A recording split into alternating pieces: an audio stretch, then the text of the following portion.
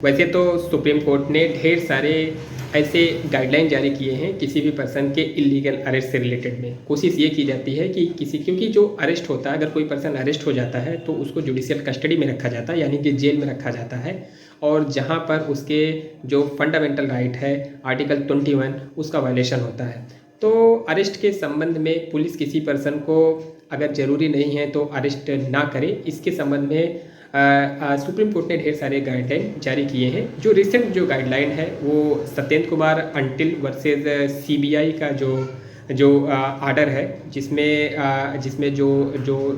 Double bench थी जो apex court में, वो संजय किशन कौल जस्टिस और जस्टिस MM सुंदरेश की जो जजमेंट थी कि जो बेंच थी, उसमें ये Satyendra Kumar until versus CBI का अरेस्ट से रिलेटेड गाइडलाइन जारी करने के बारे में दिशा निर्देश जारी किया गया। तो बेसिकली जो भी चीज़ें हैं, अगर हम बात करें कि अरेस्ट से रिलेटेड प्रोविज़न के बारे में, तो हमारे क्रिमिनल प्रोसीजर कोड में सेक्शन 41 दिया गया है और सेक्शन 41A दोनों चीज़ें दी गई हैं। सेक्शन 41 जो बेसिकली बात करता है कि इन्वेस्टिगेशन ऑफिसर यानी कि पुलिस, इन्वेस्टिगेशन ऑफिसर ही नहीं,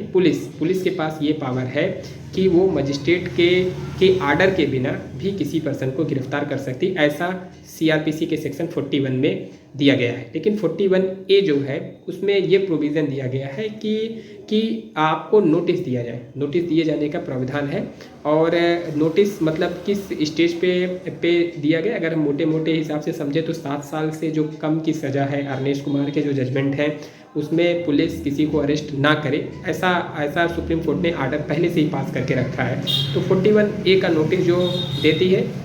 अगर पुलिस को एक FIR किसी के पर्सन के अगेंस्ट में शिकायत मिल गई, यानी कि FIR दर्ज हो गया, तब पुलिस किसी पर्सन को नोटिस भेजती है, एक्यूज्ड पर्सन को नोटिस भेजती है, या पुलिस के पास एक क्रेडिबल इन्फॉर्मेशन है तब भी, या फिर पुलिस को एक संदेह है तो गंभीर अपराध किसी ने किया है, तो इन सब सिचुएशंस में पुलिस क्या करती है, उसको अरेस्ट नहीं करके उसके पास नोटिस भेजती है। और नोटिस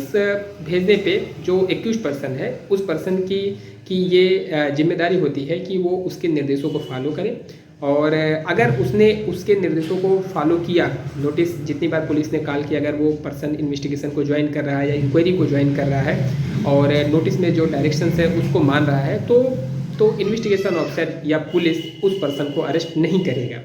और लेकिन अगर वो उस नोटिस के गाइडलाइन को फॉलो नहीं कर रहा है तो इन्वेस्टिगेशन ऑफिसर या पुलिस ऑफिसर उस पर्सन को अरेस्ट कर सकता है। तो मोटी बात ये है कि अरेस्ट से रिलेटेड जो गाइडलाइन दी गई है वो प्रेजेंट टाइम में Satyendra Kumar until versus CBI के जजमेंट में दिया गया।